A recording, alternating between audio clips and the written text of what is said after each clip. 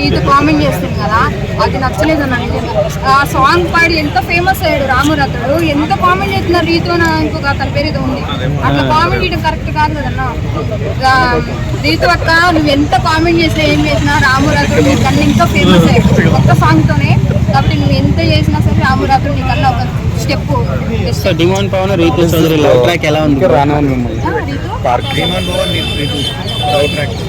దేవుడి దయ వల్ల, నాగన్న సార్ దయ వల్ల ఆ పవన్ తీసేస్తే రీతు చౌదరి ఆ గేమ్ల మీద కొంచెం ఇంట్రెస్ట్ చూపిద్దాం అనిపిస్తుంది.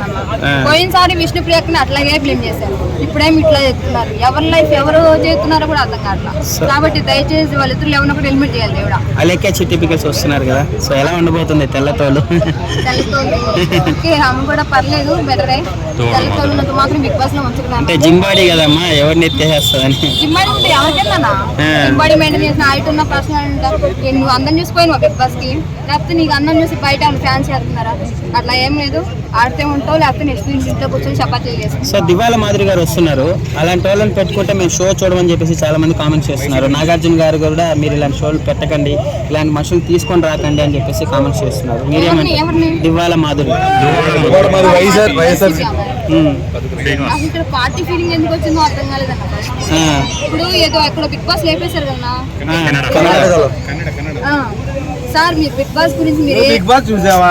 వచ్చాడే నిన్న కూడా అదే క్వశ్చన్, ఈ రోజు కూడా అదే క్వశ్చన్. దివాల మాదిరి గారు వస్తున్నారు కదా, ఎలా ఉండబోతుంది? మీరు బిగ్ బాస్ చూడదు, మీరు ఎందుకు క్వశ్చన్ అడుగుతున్నారు?